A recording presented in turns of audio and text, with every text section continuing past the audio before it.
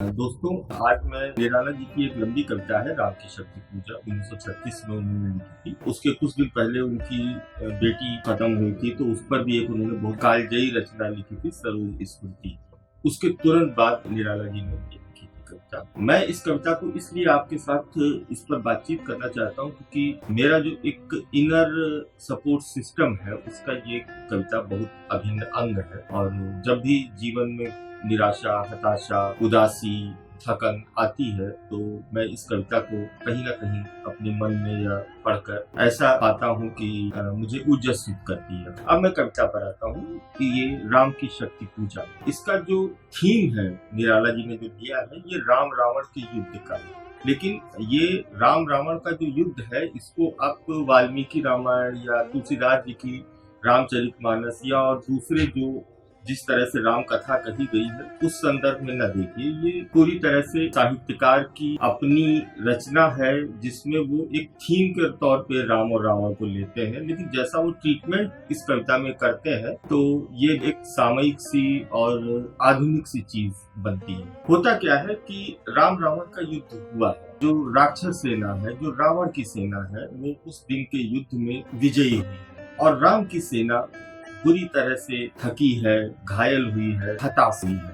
तो निराला जी शुरुआत में उस जो युद्ध का वर्णन करते हैं वो बहुत ही एक तत्सम संस्कृत निष्ठ भाषा में करते हैं जो कि काफी कठिन है। ये कविता भी कठिन है लेकिन जरूरी है, इसलिए मैं आपके साथ इसको शेयर कर रहा हूँ। रावण की रणनीति है, यानी जो राक्षसों की रणनीति है वो उस युद्ध में पल पल परिवर्तित व्यू, यानी कि आज पूरे दिन के युद्ध में रावण और उसकी सेना ने बहुत सारे अलग अलग तरीके से राम की सेना को गुमराह किया है, यानी भ्रमित किया है। और जो भी राम की सेना ने कदम उठाए हैं युद्ध के, उनको सबको उसने धराशायी किया है। इसके साथ ही एक और चीज है जो निराला जी अपनी कविता में उठाते हैं कि राक्षस विरुद्ध प्रत्युह, यानी कि जो राक्षस है वो काफी दंभ में भी है और एक विजयोत्साह, जो बेशर्मी के साथ अपनी जीतों को सेलिब्रेट भी कर रहे हैं। और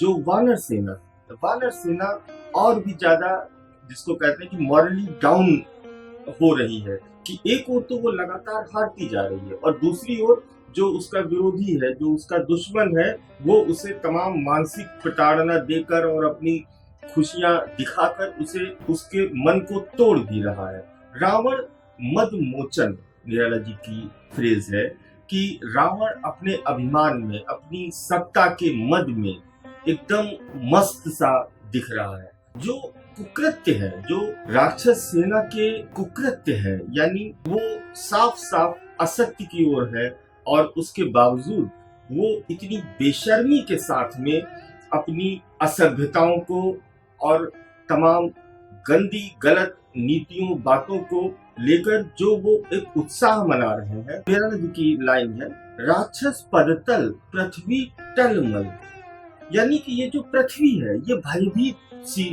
हो रही है, या ये कह सकते हैं कि वानर सेना को ऐसा महसूस हो रहा है कि ये जो राक्षसों की हुंकार है उससे न केवल वानर सेना बल्कि सारी कायनात एक तरह से डरी सहमी सी। आकाश विकल, आकाश भी अपनी सारी जो उसके साथ में जरूरी और बुनियादी चीजें हैं उनको छोड़ते हुए एकदम प्रलय की ऐसी स्थितियां पूरी बन रही है। और युद्ध ये थमता है शाम को, तो जो चित्र करते हैं वानर सेना वापस जाती है। वानर वायु खिन्न लख निज पद चरण चिन्ह, चल रही शिविर की ओर स्थविर दल जो विभिन्न। वानर सेना सर झुकाए हुए, थकी हारी घायल, कहीं से खून बह रहा है, कहीं किसी का अंग टूट गया है। मेरी हिंदी बहुत अच्छी नहीं है उस तरह से, कभी कभी शब्दों में जो गैप आएगा वो आप अपने आप समझेंगे। और जो राम है, राम भी आज के युद्ध में पूरी तरह से घायल हुए हैं, उनके कपड़े फट से गए हैं, जगह जगह पे खून बह रहा, ये जो रक्षा कवच थे वो सब छिन्न भिन्न हो गए हैं। राम का जो चित्र निराला जी ने खींचा है वो अद्भुत है। वो एक मनुष्य का चित्र जो कि असामान्य या कुछ बड़े उद्देश्यों में लगा हुआ है, संसाधनहीन है और हार रहा है। तो ये जो राम है निराला की, वो भगवान या ईश्वर की अनुकृति वाले राम नहीं है, अच्छे मनुष्य के रूप में निराला जी राम को दिखा रहे हैं। तो उनका जो चित्र है कि राम के बाल बिखर गए, फैला पृष्ठ पर, बाहुओं पर, वक्ष पर विपुल, उतरा जो दुर्गम पर्वत पर नैशान का। रात हो चुकी है, वो जो बाल उनके फैले हुए हैं पीठ पर, छाती पर, और कहीं इधर से कहीं उधर से वो घायल चोट के निशान। ऐसा लग रहा है कि एक पूरी निशा, एक अंधकार, जो युग का अंधकार है, वो राम के चारों ओर उनको आक्रांत कर रहा है। उस बीच में केवल दो चीजें हैं, चमकती दूर ताराएं जो हो कहीं पर। केवल राम के नेत्र हैं जिनमें हल्की हल्की सी चमक कौंध रही है, जैसे दूर आकाश में तारा नक्षत्र चमकता है। फिर आगे निराला जी एक चित्र राम का खींचते हैं कि शिविर में सेना वापस आ गई है। एक पर्वत की शिला पर राम बैठे हैं, सामने उनके सारे सिपहसालार, जामवंत, अंगद, सुग्रीव, हनुमान, सारे लोग सर झुकाए थके हारे बैठे हुए हैं। वो जो चित्र है, पीछे समुद्र है जो गर्जना कर रहा है, घोर पर्वत है, एकदम अंधेरे में घिरा हुआ पर्वत है, अमानिशा उगलता गगन घन अंधकार, खो रहा दिशा का ज्ञान, स्तब्ध है पवन चार। यानी पूरा वातावरण एकदम घोर अंधकार में है। वह अंधकार जो राम के मन के भीतर भी है। आजकल युद्ध में बुरी तरह से हारे हैं और वही अंधकार बाहर भी है। दोनों अंधकार मिलकर एक जो बिंब रच रहे हैं। निराला जी कहते हैं, स्तब्ध है पवन चाल, अप्रतिहत गरज रहा पीछे अम्बुध विशाल, भूधर जो ध्यान में केवल जलती दशा। अब देखिए, सारा अंधकार में चित्र है, राम अंधकार में है, लेकिन एक चीज कहीं पर है जो चल रही है राम के भीतर, और वह चीज बहुत महत्वपूर्ण है। वो केवल जलती दशा, यानी एक कहीं न कहीं एक उम्मीद राम के भीतर चल रही है। एक और उनकी जो बुद्धि है, उनका जो विवेक है, वो आज के युद्ध से वो समझ गए हैं कि हम रावण राक्षस सेना के आगे कहीं नहीं ठहरते हैं, लेकिन साथ में वो यह भी जानते हैं कि वो सच पर है। ये वही लॉ है कि केवल चलती मशक्कत। राम चिंतामग्न है, सोच रहे हैं, वो सेल्फ रिफ्लेक्शन है। निराला जी लिखते हैं, स्थिर राघवेंद्र को हिला रहा फिर संशय। राम सेल्फ डाउट पे आ गए एक तरह से, फिर संशय। रह उठता जग जीवन में रहवण चलो है। राम सोच रहे हैं, क्या इस दुनिया में राक्षस जीतेंगे? जो असत्य पर है वही जीतेगा। राम आगे फिर एक तरह से आत्मचिंतन, या कह सकते हैं कि अपने आप से कहीं बात कर रहे हैं। वो आज के युद्ध का सोच रहे हैं कि अपने बारे में, जो नहीं हुआ आज तक हृदय रिपु द्रम्य शांत, एक भी अयुत लक्ष्य में रहा जो दुराक्रांत, कल लड़ने को हो रहा विकल वह बार बार, असमर्थ मानता मन उद्धत हो हारा। आप सोचते हैं कि मैं तो कभी नहीं इस तरह से निराश हताश होता था। एक से एक जीवन में स्थितियां परिस्थितियां आई, लेकिन मैं कभी इतना विकल अपने मन के भीतर नहीं हुआ। हार का डर मुझे कभी इतना नहीं सता। तो कल मैं लड़ूंगा, एक राम का मन कहता है कल मैं लड़ूंगा, लेकिन जो आज युद्ध की जो वास्तविकता है उसको जब वो निहारते हैं, सोचते हैं, तो वो उनका मन पीछे लौटता है, हारता है कि कैसे लड़ूंगा। उसी समय राम के मन में सीता की पुरानी छवि कौंधती है। ये जो सीता की छवि है, ये इसको आप राम सीता के प्रेम प्रसंग से भी जोड़ सकते हैं कि जब राम पहली बार सीता से मिले थे, या अगर आप इसको दूसरे धरातल पर भी देखना चाहें तो आप यह भी समझ सकते हैं, सोच सकते हैं कि हर व्यक्ति के, हर जीवन में संघर्षरत व्यक्ति के पास कुछ स्मृतियां होती हैं, और वो जो स्मृतियां होती हैं वह उसे ऊर्जा देती है। अतीत की स्मृतियां जो कि प्रेम की हो सकती है, कुछ सकारात्मकता की हो सकती है। तो राम सीता की स्मृति उनको याद आती है, और वो उनके फिर एक तरह से उनके मन में प्रफुल्लता सी जगती है कि सीतरा तन क्षण भर भूला मन, लहरा समस्त हर धनुर्भंग को पुनर्वार जो उठा अस्त, फूटी स्मृति सीता ध्यान लीन राम के अधर, फिर विश्व विजय भावना हृदय में आई घर। तो वह जो स्मृति है सीता की, या कोई भी जो एक मधुर स्मृति हो सकती है, उससे पुनः राम अपना आत्मविश्वास अर्जित करते हैं, पाते हैं। उनका मन उद्यत होता है, उद्यत हो उठता है कि हमें फिर से युद्ध करना है। लेकिन एक द्वंद्व चल रहा है राम के मन में। एक और युद्ध की जो वास्तविक स्थितियां हैं, राक्षसों की विजय है जो आज हुई है, और दूसरी ओर राम का अपना मन केवल जलती मशाल था जो बार बार उन्हें कुछ आगे बढ़ने को और ज्यादा संघर्ष में जाने को कर रहा है। तो एक ये द्वंद्व निराला जी ने दिखाया, तो उन्हें फिर युद्ध की याद आती है। फिर देखी भीमा मूर्ति आज रण देखी जो, आच्छादित किए हुए सम्मुख समग्र नभ को, ज्योतिर्मय अस्त्र सकल बुझ बुझ कर हुए छीन, पा महानिलय उस तन में क्षण में हुए दीन।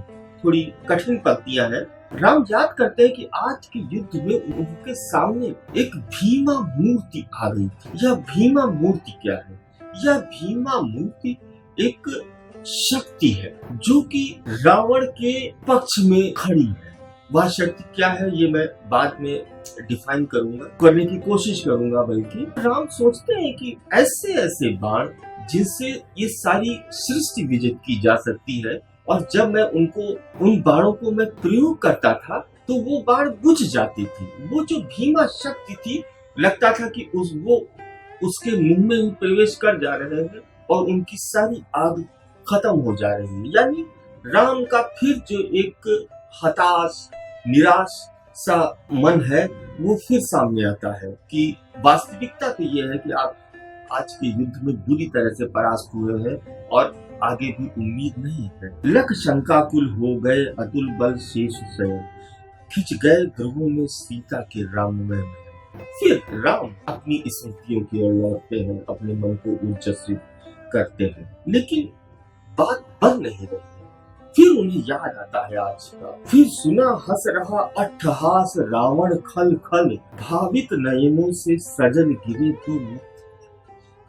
राम को रावण की जो एक अट्ठहास था, जो एक अभिमान की हंसी थी, जो एक मनुष्य हीनता की पराकाष्ठा में कोई राक्षस मना स्थिति का व्यक्ति जो अट्ठहास करता है अपनी विजय पर, बिना ये सोचे कि वो विजय नैतिक है या अनैतिक है, तो राम को वो याद आ जाता है दृश्य, और राम के आंखों से आंसू की दो बूंदें गिरती। इसी समय निराला जी हनुमान को अपनी कविता में प्रवेश कराते हैं। ये जो हनुमान का प्रसंग है राम की शक्ति पूजा में, वो बड़ा दिलचस्प है और वो अलग तरह की व्याख्या की मांग करता है। वो जब मैं अभी बाद में इस कविता की व्याख्या पे आऊंगा तब मैं उस पर थोड़ा सा ध्यान दिलाऊंगा कि हनुमान का चरित्र निराला ने उस कविता में कैसे रखा है। इस तरह से एक पूरा दृश्य बना हुआ है।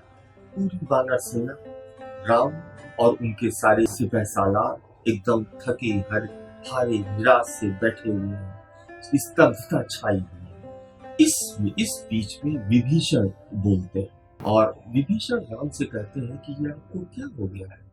आप तो ऐसे न थे, आप तो राम हैं, आप जो चाहे कर सकते हैं, लेकिन आप खुद अपना मन हार रहे हैं। विभीषण राम को बहुत सारी बातों से उत्साहित करने की कोशिश करते हैं और बीच में ये भी कहते हैं कि अब मेरा क्या होगा। वो एक तरह से मैत्री में किस तरह से स्वार्थ की कुछ रेखाएं घुली मिली रहती हैं, उसका विभीषण एक प्रतीक है। फिर निराला जी कहते हैं कि विभीषण की बातों का राम के ऊपर कोई असर नहीं होता है। सब सभा रही निस्तब्ध, राम के स्तमित नयन छोड़ते हुए शीतल प्रकाश देखते विमन, जैसे ओजस्वी शब्दों का जो था प्रभाव, उससे न उन्हें कुछ चाव न हो कोई बुरा।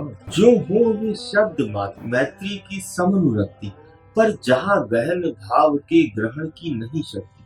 राम महसूस करते हैं कि जो विभीषण बोल रहे हैं वो केवल भावुकतापूर्ण बातें बोल रहे हैं, उनका यथार्थ से लेना देना नहीं है। यथार्थ तो यही है कि राक्षस सेना वानर सेना के ऊपर बुरी तरह से हावी रही है और आज के युद्ध में विजयी हुई है। वो केवल भावुकतापूर्ण उत्साहपूर्ण बातों से उस सच को नहीं टाला जा सकता। फिर राम चिंतामग्न ध्यान में रहते हुए धीरे से बोलते हैं, कुछ क्षण तक रहकर मौन सहज निज कोमल स्वर, बोले रघुवर मित्रवर विजय होगी न समर, या नहीं रहा नर वानर का राक्षस से रण। उत्तरी अब राम दुविधा बताते हैं कि इस युद्ध की जो मुख्य दुविधा है वो राम चिन्हित कर लेते हैं।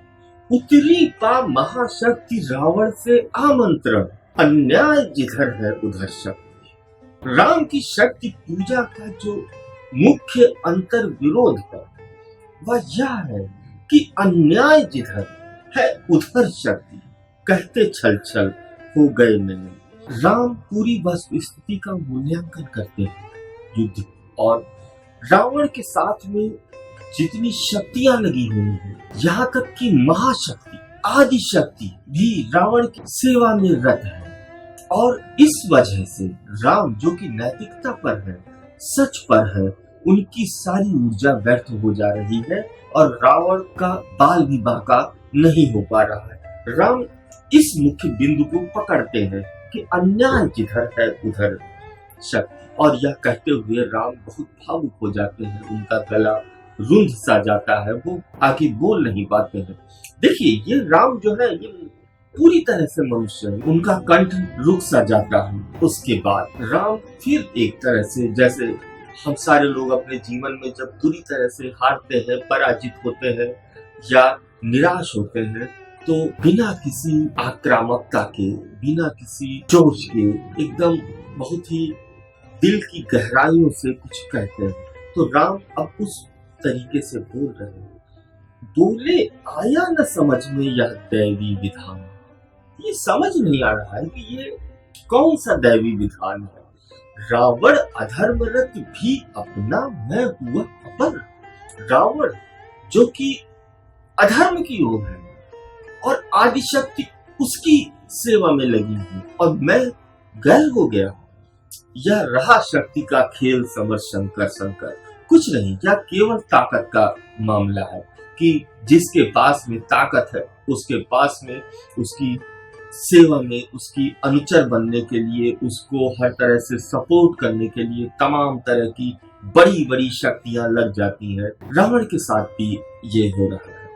राम फिर आगे बोलते हैं, वे शर्म हो गए आज रण में श्रीहत खंडित, देखा है महाशक्ति रावण को लिए आता। राम ने कहा कि आज मैंने महाशक्ति को, आदिशक्ति को, रावण को अपनी गोद में बिठाए हुए देखा। यह बिंब सोचिए कि रावण क्यों अपराजय है। रावण अपनी वजह से अपराजय नहीं है। महाशक्ति, आदिशक्ति, कोई बहुत बड़ी ताकत जिसका कोई इलाज नहीं है, वो रावण को अपनी गोद में लिए बैठी हुई है और बेशर्मी के साथ बैठी हुई है।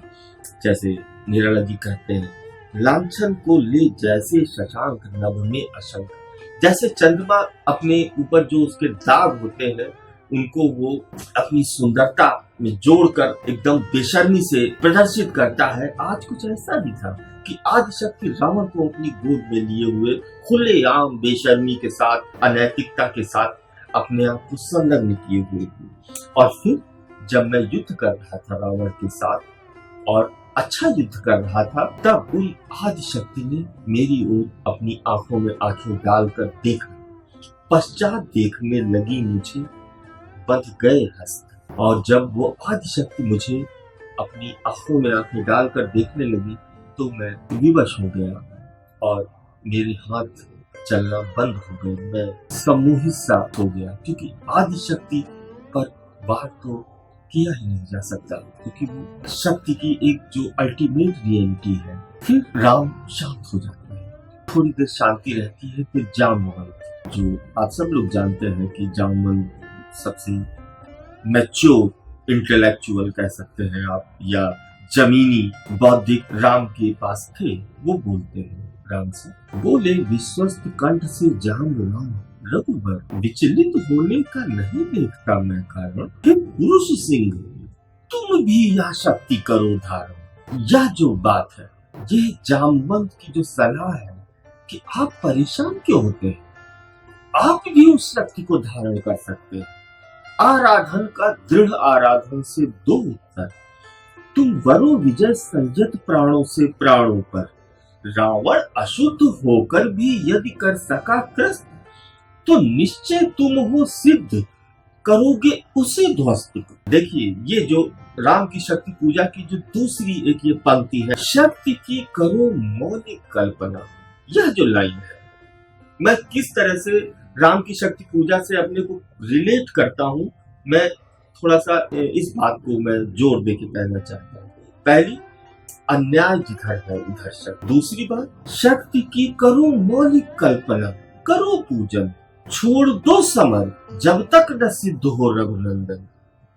यह जो बात है कि शक्ति की मौलिक कल्पना करो, यानी आप एक शक्ति जो जिसकी वजह से हम ऊर्जस्वित होते हैं, हमारे अंदर क्षमता आती है, हमारे अंदर योग्यता आती है, हमारे अंदर एक तरह का तेज आता है कि हम सामाजिक या किसी भी बड़े उद्देश्य के लिए अपने आप को तैयार कर सकते हैं। उस शक्ति को धारण करने की आवश्यकता है, और ये तब तक जो आप ये युद्ध बिना शक्ति अर्जित किए, आप जो ये युद्ध रत हैं, इसको छोड़िए, रोक दीजिए। पहले आप अपने आप को उस योग्य तो बनाइए कि आप रावण जैसी शक्ति के, रावण जैसी राक्षसी शक्ति के खिलाफ लड़ने के लिए सक्षम है। यह जो बात है जामवंत की कि आप शक्ति को अपनी ओर मिला दीजिए, राम को यह बात समझ में आती है। इस कविता की जो थीम है, जिस तरह से निराला जी ने कविता को बढ़ाया है, तो उसमें यह है कि राम शक्ति की करो मौलिक कल्पना और छोड़ दो समर जब तक न सिद्ध हो रघुनंदन। इन बातों को समझकर, इनकी गहराई को समझकर राम साधनारत हो जाते हैं और वो एक तरह से स्थित प्रज्ञ होकर पूजा पर बैठते हैं। वह पूजा है उसी आदि शक्ति की पूजा। उसको अपनी ओर मिलाने के लिए 108 कमल की एक आराधना, ये प्रतीक रूप में है। इसको आप किसी भी तरह से और तरह से भी समझ सकते हैं। राम अपने मन में एक संकल्प सजोते हैं, उस शक्ति को याद करते हुए या उस शक्ति की आराधना करते हुए उसे अपनी ओर मिलाने के लिए। माता दश भुजा विश्व ज्योति है, मैं हूँ आश्रित, हो विद्यु शक्ति से है खल महिषासुर मर्दित, जन रंजन चरण कमल तल धन्य सिंह गर्जित। यह मेरा प्रतीक, माता समझा इंगित, मैं सिंह इसी भाव से करूंगा अभिनंदित। मैं हूँ आश्रित। राम अपने आप को आदि शक्ति की आराधना में बिल्कुल समर्पण भाव से लग जाते हैं। कुछ विचारकों का, जो आलोचक है, उनका कहना है कि ये जो राम की परिकल्पना है आदि शक्ति की, वह भारत है। वह एक अलग विषय हो सकता है। मैं कविता की साहित्यिक व्याख्या में नहीं जा रहा, क्योंकि मैं उसके लिए बहुत सक्षम भी नहीं हूँ। राम साधना में बैठ जाते हैं, लगातार उनकी साधना चल रही है, आंखें मूंदे हुए, और वो एक एक चरण के बाद में एक एक कमल अर्पित करते जाते हैं। जैसे जैसे राम की साधना गहनतम होती जा रही है, वैसे वैसे जो राक्षस समुदाय है या जो अन्य ताकतें हैं, वो विचलित होने लगती हैं और राम की साधना को भंग करने के भरसक प्रयास करने लगती है। लेकिन जब कुछ काम नहीं आता है तो आदि शक्ति या दुर्गा, अब निराला जी उनके लिए दुर्गा प्रयोग करते हैं शब्द, शायद वही दुर्गा जो लांछन को ले, जैसे शशांक नभ में अशंक, शायद वो रावण के कहने से ही वो राम की साधना को भंग करने के लिए आती है और वो चुपचाप वो आखिरी कमल चुरा लेती है या उसको हटा लेती है कि राम की साधना न पूरी हो जाए। राम जैसे ही अपनी साधना का जो एकदम अंतिम चरण है उसको पूरा करने के लिए अपना हाथ बढ़ाते हैं उस कमल के फूल को लेने के लिए, तो वहां पे खाली जगह महसूस होती है और राम अंदर से एकदम विचलित हो जाते हैं। ये क्या, मेरी साधना का क्या होगा? यह अंतिम जप, ध्यान में देखते चरण युगल, राम ने बढ़ाया कर लेने को नील कमल, कुछ लगा न हाथ, हुआ सहसा स्थिर मन चंचल, ध्यान की भूमि से उतरे खोले पलक विमल, देखा वह रिक्त स्थान, वह जप का पूर्ण समय, आसन छोड़ना असिद्धि, भर गए नयन को। एकदम से राम पूरा हिल जाते हैं कि क्या यह मेरी साधना भी पूरी न होगी, भंग हो जाएगी, आसन में छोड़ नहीं सकता। अगर मैं उठ गया तो सारी ये तपस्या व्यर्थ हो जाएगी। राम पूरी तरह से दुखी, निराश, हताश, जिसको कहते हैं कि लगता है कि दुनिया से लुट गई, वो उस भावबोध में जाते हैं। और फिर राम कहते हैं निराला जी के शब्द, जिसके पास केवल जीवन में असहयोग, सबका हर समय बाधाएं, हर समय कुछ ना कुछ विपरीत परिस्थितियां, ये सब सारी होती हैं, राम उसी का प्रतीक है। धिक जीवन को जो पाता ही आया विरोध, धिक साधन जिनके लिए सदा ही किया शोध। फिर राम को जानकी याद आती है, यानी फिर वह अपनी उन्हीं मधुर स्मृतियों कह लीजिए या अपने जीवन संघर्षों में जो कुछ सकारात्मक रतन या बिंदु उन्होंने संजोए थे। जानकी हाय उद्धार प्रिया का हो न सका, बात इतने से खत्म नहीं होती, क्योंकि केवल जलती मशाल वाले राम है। वह एक और मन रहा राम का जो न थका, यानी इतनी विपरीत परिस्थितियों में भी जब स्वयं आदि शक्ति राम के खिलाफ षड्यंत्र करने में लग गई है और राम बिल्कुल असहाय अकेले से अपने को महसूस कर रहे हैं कि धिक जीवन को जो पाता ही आया विरोध, यानी यह एक तरह से आत्महत्या की ओर ले जाने वाली स्थितियां राम के जीवन में है। उसके बावजूद वह एक और मन रहा राम का जो न थका, जो नहीं जानता दैन्य, नहीं जानता विनय, कर गया भेदवा मायावरण प्राप्त कर जय, बुद्धि के दुर्ग पहुंचा विद्युत गति हत चेतन, राम में जगी स्मृति हुए सजग पाप भाव प्रबल। हर बुरी से बुरी मना स्थिति को कैसे पार किया जाए, थोड़ी से अंतराल की हताशा के बाद वह उसी जुगत में लग जाते हैं। एकदम से राम को कुछ ध्यान आता है, यह है उपाय, कह उठे राम जो मंदिर घर, कहती थी माता मुझे सदा राजीव नयन। राम को याद आता है कि मेरी माँ जो थी वो मुझे कमल के समान नेत्रों वाला कहती थी, तो नील कमल है शेष अभी यह पुरस चरण, पूरा करता हूँ देकर महता एक नयन। राम अपनी अपनी साधना को पूरी करने के लिए इस हद तक चले जाते हैं कि वो अपनी नेत्र को, अपनी आंख को अपने द्वारा खुद ही बाण से निकालकर अर्पित कर देने के लिए खुद को तैयार कर लेते हैं। यानी वो अपना सर्वस्व दांव पर लगाकर भी आदि शक्ति को अपने अधीन या अपने पास या अपने संग करना चाहते हैं। और जब राम यह करने के लिए एकदम तत्पर हो जाते हैं, बाण को उठाकर अपनी आंख के पास लगा ही लेते हैं, फिर उसके बाद अति हो जाती है और आदि शक्ति विवश हो जाती है कि अब तो कुछ नहीं हो सकता। इस साधना का आदि शक्ति के पास भी कोई उपाय नहीं है और वो स्वयं अपना साक्षात राम के सम्मुख प्रकट हो जाती है और कहती है, राम का हाथ पकड़ती है कि अब इसकी जरूरत नहीं है, मैं तुम्हारे साथ हूं। होगी जय हे पुरुषोत्तम नवीन।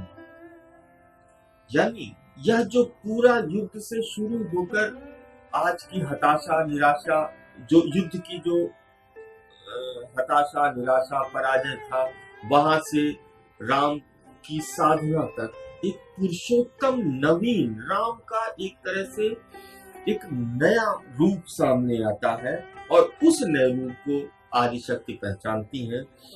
होगी जय हे पुरुषोत्तम नवीन, कह महाशक्ति राम के वदन में हुई ही।